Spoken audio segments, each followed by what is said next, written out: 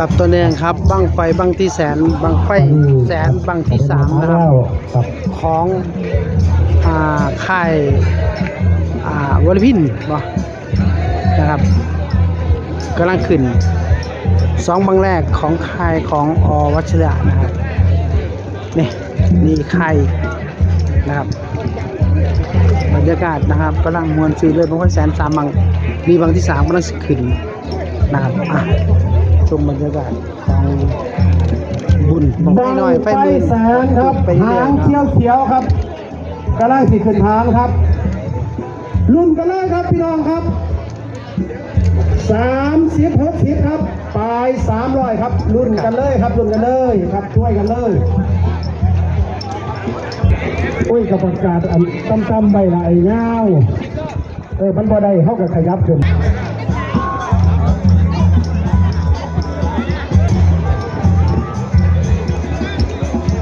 บรรยากาศของบุญของไฟบ้านน้องแพรนะครับบุญของไฟมีไฟแสน5บังใครง่ายใครดังครับ 6บังจุดไปแล้ว2นะครับสายพินครับเป็นผู้สร้างสรรค์ครั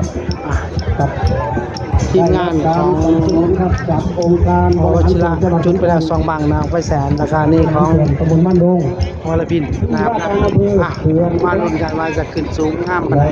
มาลุ้นกันครับในกี่นาทีท่านผอ.พิเศษสม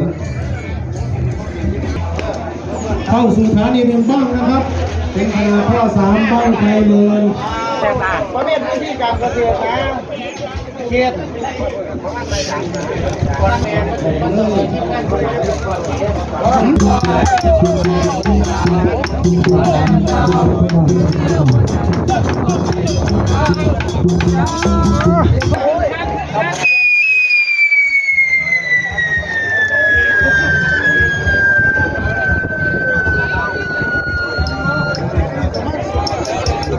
ไฟแสนบางที่3จุดนะครับค่ายสายพิษนะครับค่ายสายพิษนะครับทำเวลาได้หลายโอ้ยทีมงานสายพินจงโชคดี3 2 1ไป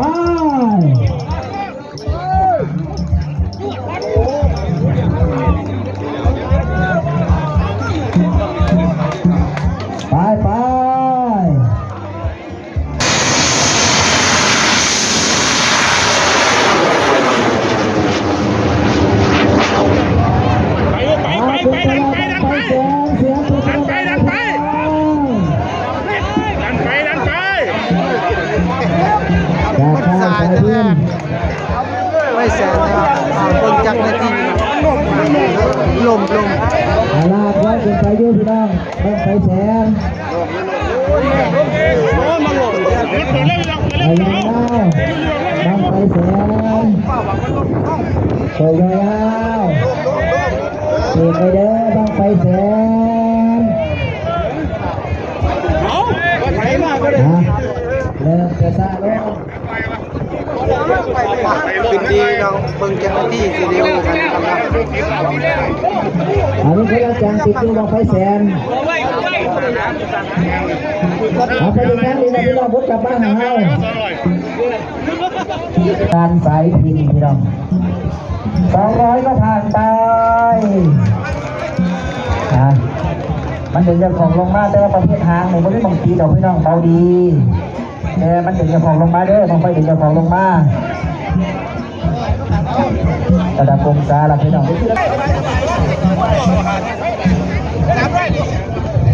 ะได้มาเพื่อเดียว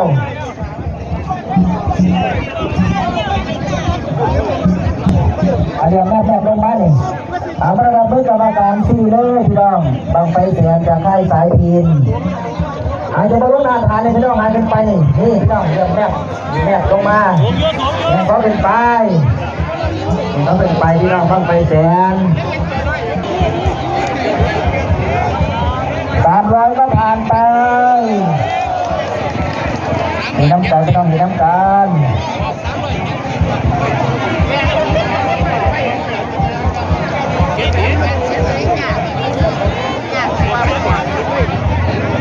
เมื่อน้ำกันเห็นน้ำกันก็30ผ่านไป